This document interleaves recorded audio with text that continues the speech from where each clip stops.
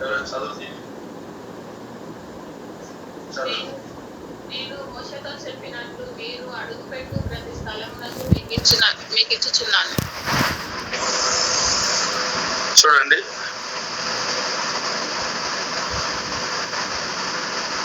నేను మోషేతో చెప్పినాను, మీరు అడుగుపెట్టు ప్రతి స్థలమును నేను మీకు ఇచ్చి ఉన్నాను. దేవునికి స్తోత్రం. ఎంతో శ్రేష్టమైన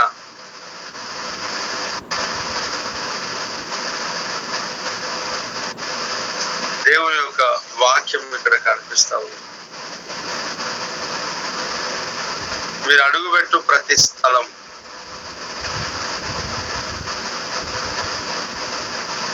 నేను మీకు ఇస్తున్నా. Praise the Lord. దేవునికి మహిమ కలుగును గాక. సమస్త ఘనత ప్రభావం దేవునికి చెల్లును గాక. ఇక్కడ మీరు అడుగుపెట్టు ప్రతి స్థలమును అంటే ఎక్కడ అడుగు పెడతామో ఆ స్థలాన్ని ఆ ప్రభువు మనకిస్తాను అని వాగ్దానం చేస్తున్నాను. నేను మోషేతో చెప్పినట్టు మీరు అడుగుపెట్టు ప్రతి స్థలమును మీకు ఇచ్చుచున్నా. Praise the lord. ఇప్పుడు చాలా సందర్భాల్లో మనము అడుగుపెట్టు ప్రతి స్థలము అని ఉంది కాబట్టి కొన్నిసార్లు దైవ సేవకులు ఇలా బోధించారు. ఎక్కడైనా అడుగుపెట్టి ఏదైనా ముట్టి ట్రాన్స్ఫర్ ఇన్ జీసస్ నేమ్ అనాలి, అది మనకు ట్రాన్స్ఫర్ అయిపోతుంది అని. ఆ విశ్వాసం మంచిదే, గొప్పదే. కానీ ఒకవేళ దేవుని చిత్తం అది కాకపోతే, దేవుని చిత్తం కానందువలన అది మనకు రాకపోతే, అది రాలేని ఎడల వీరి జీవితంలో, అనేకుల యొక్క వారి జీవితంలో ఏమవుతుంది? వారికి దేవుని పైన విశ్వాసం వెళ్ళిపోతుంది.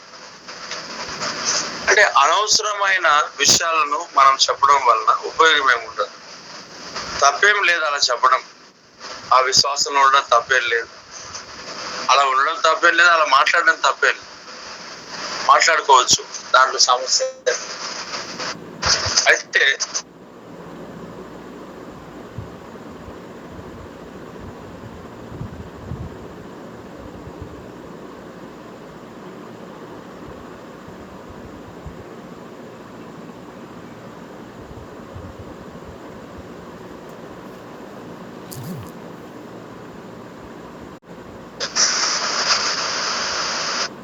ఇంకా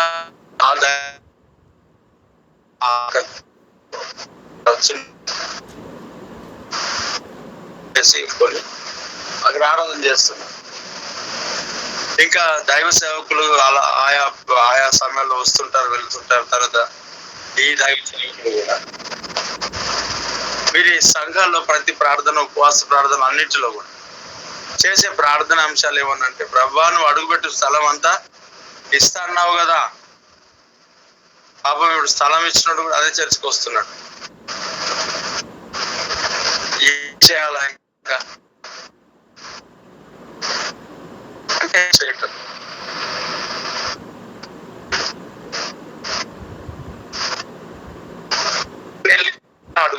అది విశ్వాసం, ఓకే, దాని విషయంలో దేవుడు ఆశీర్వదిస్తాడు. దేవునికి స్తోత్రం. అయితే స్థలం ఇచ్చిన వాని దగ్గరికి వెళ్ళి అడుగుపెట్టు ప్రతి స్థలం నువ్వు ఇస్తారన్నావు కదా నాయన అని ఎవరింటికి పడితే వాళ్ళ ఇంటికి వెళ్ళిపోయి ఆ ఇల్లు నాకు కావాలని ప్రార్థన చేస్తే, నీ పొరుగు వారినిది ఏది ఆశించొద్దని చెప్పిన దేవుడు కూడా ఒకడే కదా. చెప్పిన దేవుడు ఒక్కడే. ఇద్దరు ఇక్కడ చెప్పిన మాట అక్కడ చెప్పిన మాట సేమ్ ఒకటే కదా. అక్కడ విశ్వాసం ఉందని చెప్పేసి ఇష్టానుసారంగా మనము మాట్లాడితే నీ పొరుగు వారిని ఏది ఆశించొద్దని వాక్యం సెలవిస్తాం.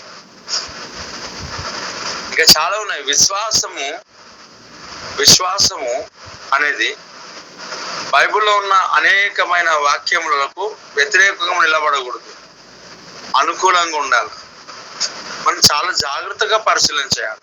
మన ప్రార్థన చాలా జాగ్రత్తగా ఉండాలి. మనం చేసే ప్రార్థనకు ఆది కాలంలో ప్రార్థన చేస్తే ఇంకో దగ్గర వ్యతిరేకంగా అయిపోయేటట్లుగా ఉండకూడదు మనం. ఎందుకంటే అది చాలా మనకు ఆశీర్వాదకరమైనది కాదు. చాలా సందర్భాల్లో ఒక దైవజనుడు అన్నాడు, నీకు ఏదైనా కారు మంచి కనబడితే వెళ్ళి ఇన్ జీసస్ నేమ్ ట్రాన్స్ఫర్ అని మనం. నేను కూడా అన్నాను, రాలేదు అప్పుడు. దేవునికి స్తోత్రం. ఎందుకంటే దేవుని చిత్తం అట్లాగా లేదు కదా. ఒకవేళ అలాగనే వస్తే నేను అందరికి ట్రాన్స్ఫర్ అని చెప్పేవాడిని, చెప్పమంటుండేనేమో. రాదనే చెప్పట్లే, వస్తుంది ప్రార్థన అలాంటిది. కానీ దేవుని చిత్తం కాకపోతే అంటున్నా. దేవునికి అసాధ్యమైనది ఏం లేదు. ఆయనకు మనం సర్కిల్ గీసి కూర్చోబెట్టాల్సిన అవసరం ఏం లేదు. దేవుని కార్యములు ఉన్నతమైనవి, గొప్పవి. ఆయన కార్యంలో పెద్దగానే ఎక్స్పెక్ట్ చేయడం మనకు ఆశీర్వాదం. కానీ పొరుగు వారిని ఆశించడం ఆశీర్వాదం కాదు. అయితే ఇక్కడ నీవు అడుగుపెట్టు ప్రతి స్థలం నీకు ఇస్తానంటుండు వాక్యం. ఒకటి గొప్పలారా, అపవాది అనేవాడు ఎవడైతే ఉన్నాడో అనేక ప్రాంతాలను వాడు కంట్రోల్ తీసుకుంటాడు. మనం దానియేలు గ్రంథంలో చూస్తే గ్రీకుడు, పారసిక రాజ్యాధిపతి నన్ను ఎదిరించాడు, అందుకే నేను రాలేకపోయినాను అని అంటాడు. ఈలోక సంబంధమైన పారసిక రాజాధిపతి పరలోక సంబంధమైన దేవుని యొక్క దూతను ఆకాశ మండలంలో ఎలా అడ్డగిస్తాడు దేవుని జవాబు రాకుండా? అంటే ఇహలోక సంబంధమైన వ్యక్తులు, శక్తులు, మనుషులు ఎవరైతే ఉన్నారో వాళ్ళని కంట్రోల్ చేసే కంట్రోలింగ్ స్పిరిట్స్ అన్ని ఆకాశ మండలం దురాత్మ సమూహాలుగా పనిచేస్తున్నాయి కదా ఆకాశంలో పైన. ఈ ఆకాశంలో పనిచేస్తున్న దురాత్మ సమూహాలు మనుషుల యొక్క శరీరాలలో దూరి మనుషులను ప్రేరేపించి నడిపించేవి కనబడతాం. పురులారా, ఒక దైవ సేవకుడు ఇలా మాట్లాడుతున్నాడు. ఏమనంటే, సేన అనే దయ్యములు పట్టిన వాడు 2000 దయ్యాలు పట్టాయి. అందును బట్టి ఆయన సమాధులలో ఉన్నాడు. అదే 1500 దయ్యాలు పడితే ఎక్కడుంటాడు? అదే 1000 దయ్యాలు పడితే ఎక్కడుంటాడు? 2000 దయ్యాలు పడితే పిచ్చోడై సమాధులలో తిరుగుతూ అటు ఇటు తిరుగుతూ ఉంటున్నాడు అంటే, మరి 1500 దయ్యాలు పట్టినోడు ఇక్కడ ఉండాలా? పిచ్చిపాటి తిరుగుతాడు కానీ సమాధులలో తిరగడు అనమాట. అలాగే 1000 దయ్యాలు పట్టిన వాళ్ళు ఉన్నాడు అనుకోండి, వాడు ఎక్కడ తిరుగుతాడు అంటే వాడు ఇన్స్టిట్యూటే తిరుగుతాడు, ఎక్కడ తిరిగాడు. ఒకవేళ 500 దయ్యాలు పట్టి ఉంటే ఇంట్లోనే తిరుగుతాడు. ఒకవేళ 100 దయ్యాలు పట్టిన వాళ్ళు ఉంటే సంఘంలో తిరుగుతారు. అంతేనా? 50 దయ్యాలు పడితే సంఘంలో వాక్యాలు, ప్రసంగాలు అన్నీ చేస్తారు. ఒకవేళ ఒక దయ్యం పడితే ఇక వాళ్ళే ప్రధానమైన వ్యక్తులుగా చెల్లమని అవుతారు. ఈ ఒక దయ్యం త్వరగా పోదు కదా, సేన పోయింది. కాబట్టి దయ్యాలు తగ్గిన కొలది వాళ్ళ నివాస స్థలం కూడా తగ్గుతూ ఉంటుంది. అలా మనుషులను అపవాదిగాడు ప్రేరేపిస్తా ఉన్నాడు. వాడు గుడి కట్టుకొని అపవాది ప్రేరేపించి అపవాది అలా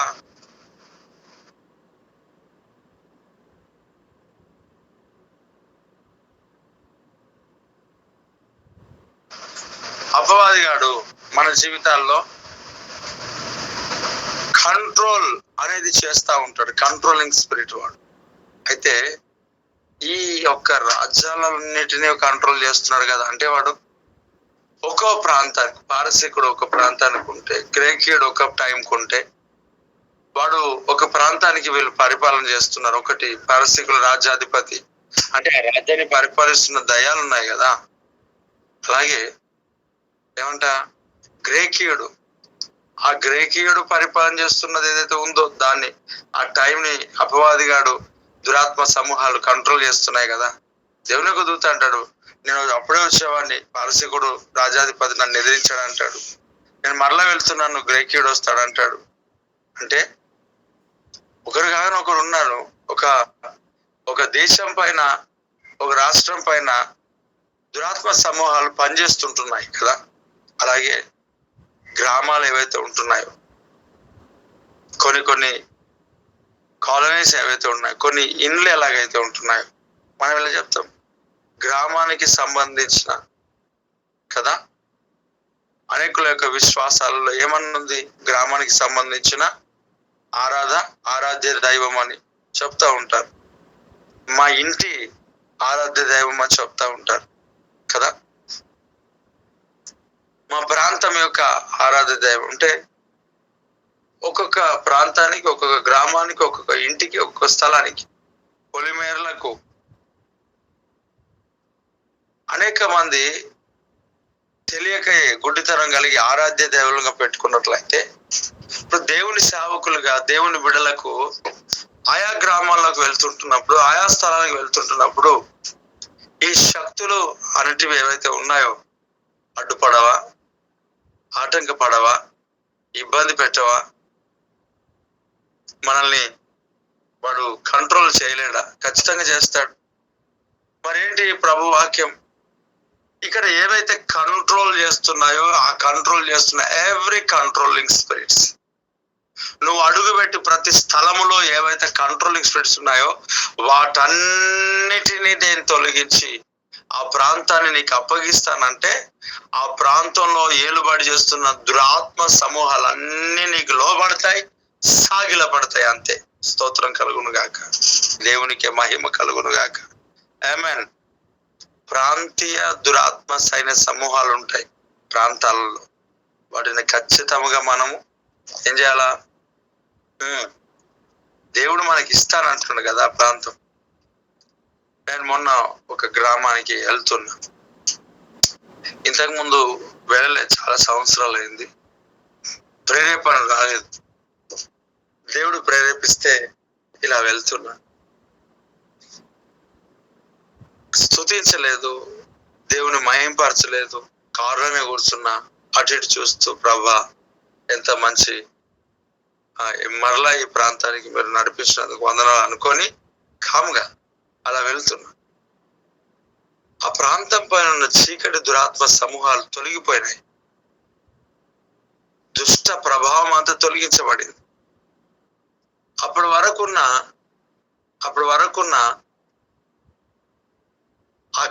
ఆ ఒక ఏదైతే సంతోషం, దేవునిలో ఉన్నాం, సంతోషం ఉంటుంది.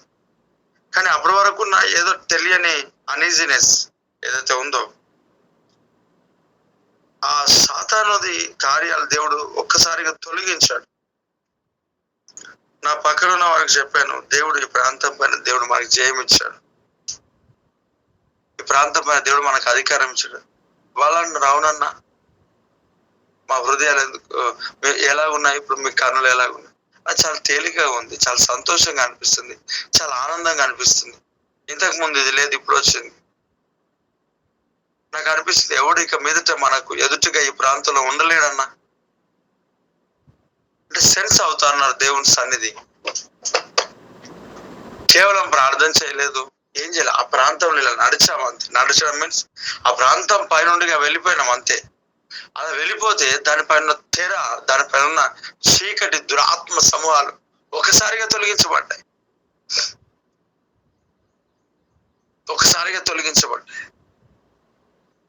అక్కడ ఆ ప్రాంతం గురించిన దేవుని యొక్క వాక్యం ఒకటి ఇచ్చాడు. యోహాను సువార్తలో 4వ అధ్యాయంలో కనిపిస్తుంది ఆ వాక్యం.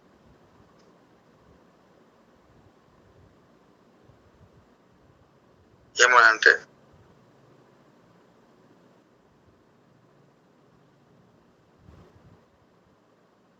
ఒక్క నిమిషం,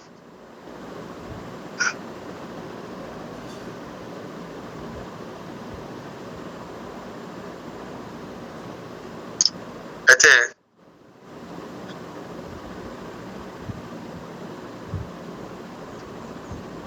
ఆ ప్లేసెస్ అంతటిని దేవుడు ఒక్కసారిగా దర్శించాడు. దేవుడు మరలా అవకాశం ఇచ్చాడు, దేవుడు తన కృపనిచ్చాడు. అయితే నేను ఒక్కవాడిని కాదు, నాతో ఉన్నవారు అందరూ కూడా ఆ ఒక సమాధానం, సంతోషాన్ని అనుభవించారు. ఒక్కసారిగా దేవుడు నిజంగా అద్భుతం చేశాడు. అంటే మనము వెళ్తున్న స్థలాల్లో దేవుడు మనల్ని ఆ ప్లేసెస్ ని మనకు అప్పగించటం అనేది చాలా ప్రాముఖ్యమైనది, ఆశీర్వాదకరమైనది. దేవునికి స్తోత్రం. ఎందుకంటే ఆ ప్రాంతాలు మనకు అప్పగించబడలేవు అనుకోండి, మనం అక్కడ జయాన్ని చూడలేకపోతాం, జయాన్ని చూడలేకపోతాం. ప్రభు మనకు అప్పగించినందువలన మనం జయాన్ని చూస్తాం అంటున్నాడు.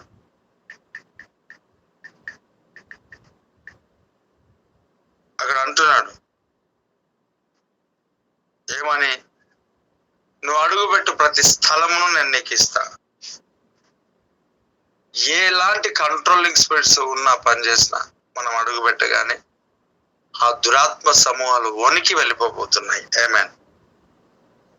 ఇక్కడ యోహాను సువార్త 4:35 ఇంకా 4 నెలలు అయిన తర్వాత కోతకాలం వచ్చునని మీరు చెప్పుదురు కదా. ఇదిగో మీ కనులెత్తి పొలములను చూడుడి, అవి ఇప్పుడే తెల్లబారి కోతకు వచ్చి ఉన్నావని మీతో చెప్పుచున్నా. ఆ ప్రాంతాల పై నుండిగా వెళ్తుంటుంటే దేవుడు ఈ మాటను జ్ఞాపకం చేశాడు. కోత కోయడానికి సిద్ధంగా ఉన్నాయి, ఇంకా కొయ్యు. ఇదిగో మీ కళ్ళెత్తి పొలంను చూడండి, అవి ఇప్పుడే తెల్లబారి కోతకు వచ్చి ఉన్నావని మీతో చెప్పుచున్నాను. అంటే ఇంకేం చేయాలా? కొయ్యాలా? కోత కోసేవారు తక్కువ కదా, పనివారు తక్కువ కదా. పనివారు చాలా తక్కువ. చాలా మందికి ప్రార్థన, ఎపాఫ్రా ప్రార్థనలో వారికి బాధ్యతలు ఇచ్చి, అనగా ప్రార్థన టైం ఇచ్చారు, చేయరు ప్రార్థన.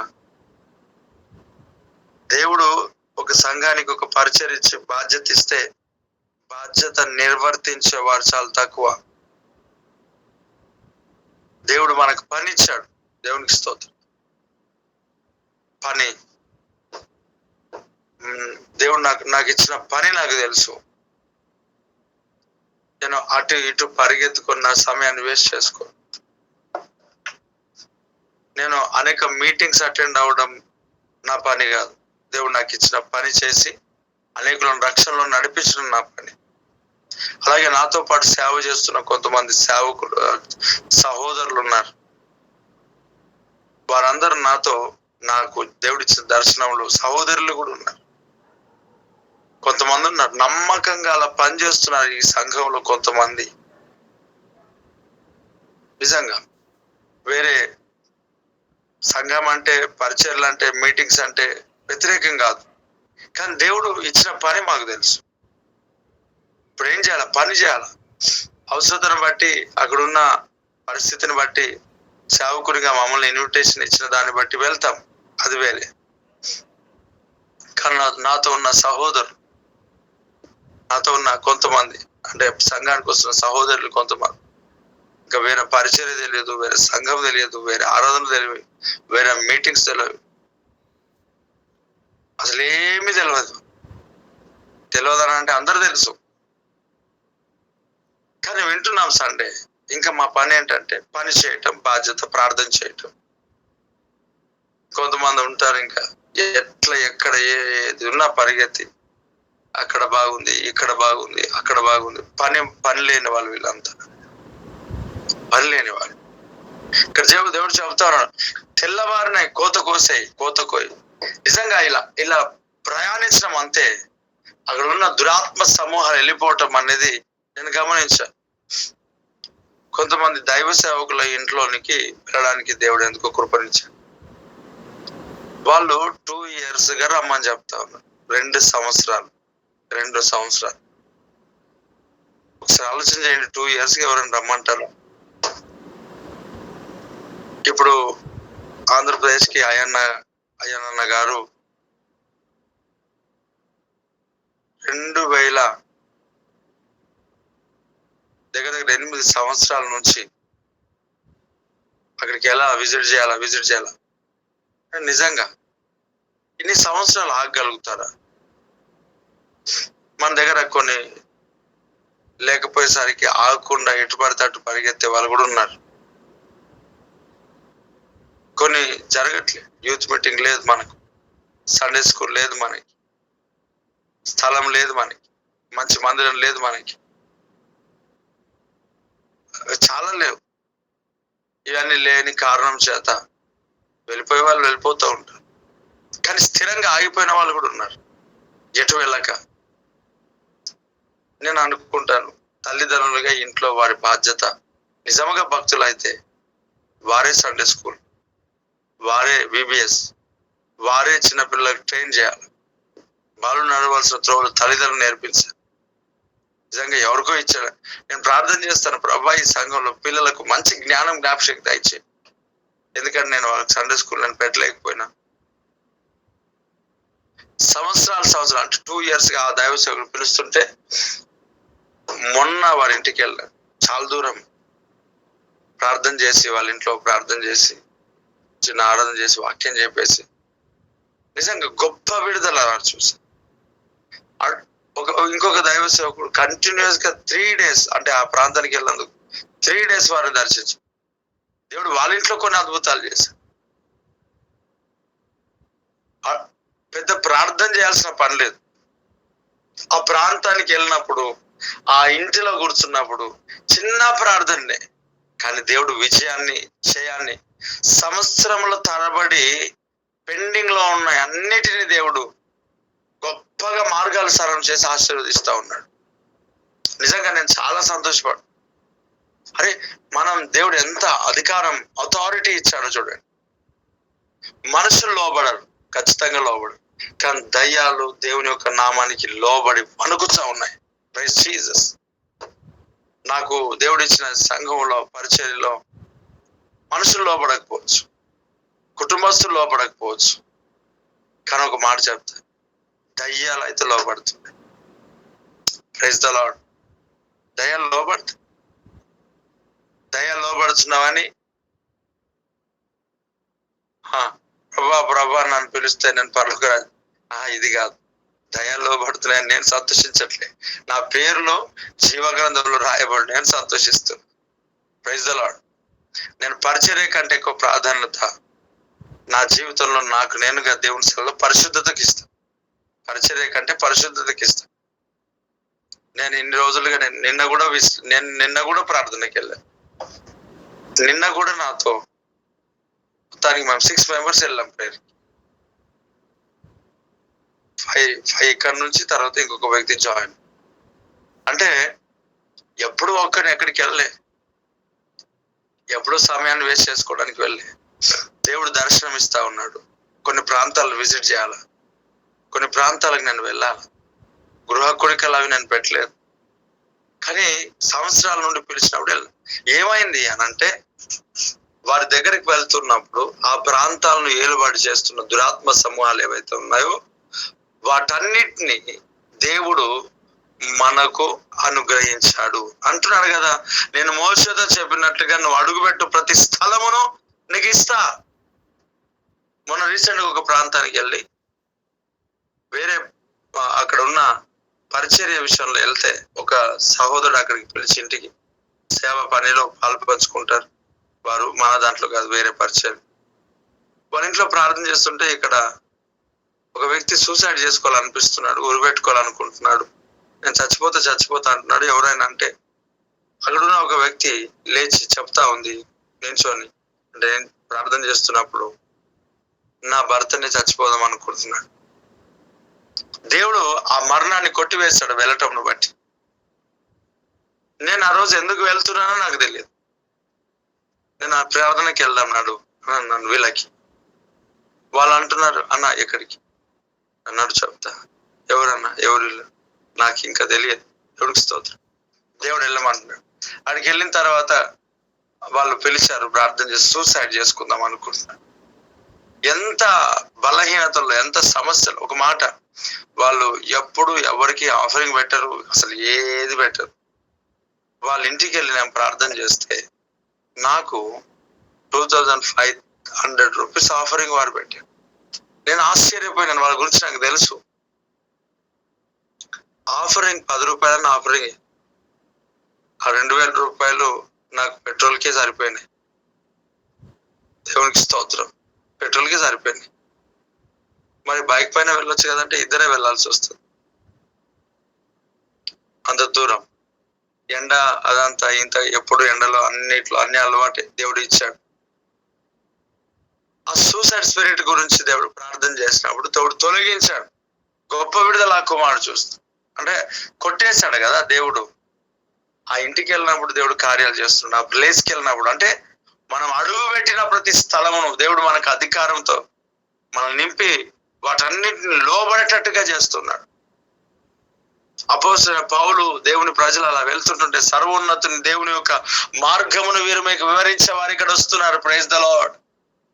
చూడు, పొగుడితేనైనా వదిలేస్తారేమో అనుకున్నాడు, కానీ ఆ పొగుడుతలకు దైవ సేవకులు పడరు కదా. యేసు నామములో కూతుని దయ్యం నరేసు క్రీస్తునామములో ఈ దేహాన్ని విడిచిపెట్టి వెళ్ళిపోన్నాడు. అది పొగిడితే నాలాంటి వాడు ఉండిస్తాడు. ఆయన పౌలు కదా, ఆయన ఎందుకు ఉండిస్తాడు?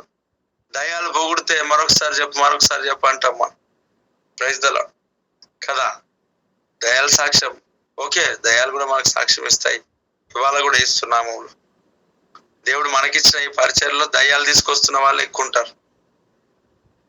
వాళ్ళకు సమస్యలు రేగకపోతే వాళ్ళు సంఘానికి వచ్చే వాళ్ళైతే కాదు ఖచ్చితంగా. అప్పుడప్పుడు దేవుని రాకడ కొరకు సిద్ధపరిచేది నేను నాకంటే ఎక్కువగా ఎవరు చెప్పాలి? మాంత్రికులే. ఆ మంత్రక్రయాలు లేకపోతే వీళ్ళు దేవుణ్ణి నమ్మేటోళ్ళు వారు కాదు. కొంతమంది ఉన్నారు అట్లాగా. నన్ను చూసి అప్పుడప్పుడు నవ్వు వస్తుంది. నీకు ఈ సమస్య రాకపోతే నువ్వెక్కడ వచ్చేటోడివి? అసలు వచ్చేవాళ్ళు కాదు. దయ్యాలు దేవుని పని చేస్తున్నాయి. దేవుడికి స్తోత్రం. దేవుడు నాకు ఇచ్చిన ఈ పరిచయలు దయ్యాలు పని చేస్తున్నాయి మనుషుల కంటే ఎక్కువగా. చాలా మంది అలిగి వెళ్ళిపోతారు. ఎందుకనంటే నేను ఎవరిని పట్టించుకోకూడదని కాదు నా ఉద్దేశం. ఊరికే నేను తలపైన ఎత్తించుకోవద్దు, లేనిపోయిన సమస్యలు ఇరుక్కోవద్దు, సాక్ష్యాన్ని పాడు చేసుకోకూడదు. ఈరోజు బాగున్నారని చెప్పి రాసుకొని పూసుకొని దగ్గరికి వచ్చేసి అన్ని రకాలుగా మాట్లాడేసుకొని అన్నిటి గురించి కుండ బదులు కొట్టేసి తర్వాత మొత్తం తల పట్టుకునే దానికంటే దూరం ఉంటే అయిపోయింది కదా. ప్రేమ లేదని కాదు, విస్తారమైన ప్రేమ దేవుడు పెట్టాడు. కానీ పరిధిలను కూడా దేవుడు వేసుకున్నాడు. మితముగా ఉండమన్నాడు. అన్ని పనులు అన్నిటిలో మితముగా ఉండు. సో ఉండాలి కదా, తప్పదు. దేవుడు గొప్ప కార్యం. ఈ రోజు ఒక మాట, నువ్వు నీ ఆఫీస్లో నీ ప్లేస్ ఎక్కడికి వెళ్ళినా ప్రతి స్థలంలో దేవుడు నీకు విజయాన్ని ఇవ్వబోతున్నాడు. అలాగే ఆ ఏరియాస్ లో ఉన్న ఎవ్రీ ఈవిల్ స్పిరిట్ అటాక్స్ నీకు లోపరిచేటట్టుగా దేవుడు చేయబోతున్నాడు. ఆ ప్రాంతాలను నీకు అప్పగిస్తున్నాడు. ఎప్పుడైతే ప్రాంతాలు అప్పగిస్తున్నాయో అక్కడ ఉన్న దురాత్మ సమూహాలు నీకు సాగిల పడుతున్నాయి. Praise the Lord. మాటలు దేవుడు మన జీవితంలో ఫలభరితంగా మార్చును గాక. ఆమెన్. మహోన్నతుడా, పరిశుద్ధుడా, నీకు వందనాలు తండ్రి. గొప్ప కార్యం చేయి. బిడ్డలు తిరిగి వెళ్తున్న క్షేమం దయచే, దీర్ఘాయుష్ దయచే, కాపుదల దయచే, క్షేమం దయచే, కంచె వేసి స్వస్థపరచు, విడిపించి గొప్ప చేయి. ఈ దినాన్ని మాకు ఆశ్చర్యకరంగా మార్చు. యాక్సిడెంట్స్, అపాయం, నిరుకులు, ప్రమాదాలు, మరణములు, అకాల మరణాలు కొట్టి కృపచేత నింపు, శక్తితో నింపు, బలంతో నింపు, ఆనందంతో నింపు, నెమ్మదితో నింపు, శాంతితో నింపు. నాయన బలమైన కార్యాలు జరిగించి అభిషేక కార్యాలు చేసి నిలబెట్టండి. సన్నిధి చేత నింపండి. ఈ దినాన్ని మాకు దీవెనకరంగా ఆశ్చర్యకరంగా మాకు చేసి నిలబెట్టమని ప్రతి పరిస్థితులు అన్నింటిలో మీరు తోడుగా ఈ యొక్క సినాయి పర్వత ఉదయకాల ప్రార్థనలో జాయిన్ అయిన ప్రతి ఒక్కరిని మీరు దర్శించి రాకడికి సిద్ధపరిచి అన్ని విషయాల్లో తోడుగా నడిపించమని, గొప్ప కార్యాలు జరిగించమని నిన్నే స్తుతిస్తూ, నిన్నే మహిమపరుస్తూ, నిన్నే గణపరుస్తూ నజరేయుడైన యేసుక్రీస్తు నామములో అడుగుచున్నాం తండ్రి. Amen, amen. రెండు చేతులు పైకెత్తి చెప్పబడిన వాక్యం, ఆరాధన అన్నిటిని బట్టి రెండు చేతులు పైకెత్తి దేవునికి స్తోత్రం చెప్దాం. స్తోత్రం, స్తోత్రం, స్తోత్రం, స్తోత్రం, స్తోత్రం, స్తోత్రం, స్తోత్రం. Amen, amen. మన తండ్రి అయిన దేవుని యొక్క ప్రేమ, కుమారుడు యేసుక్రీస్తు యొక్క కృప, పరిశుద్ధ ఆత్మని కన్యముల సహవాసం ఎప్పుడు ఎల్లప్పుడు సకల పరిశుద్ధులకును సార్వత్రిక సంగమునకును సినాయి పర్వత ఉదయకాల ప్రార్థన చేసిన ప్రతి ఒక్కరికి సదాకాలం తోడు నీడైనను గాక. Amen, amen, amen. అందరికి వందనాలు. దేవుడు మిమ్మల్ని దీవించి ఆశీర్వదించును గాక. God bless you all.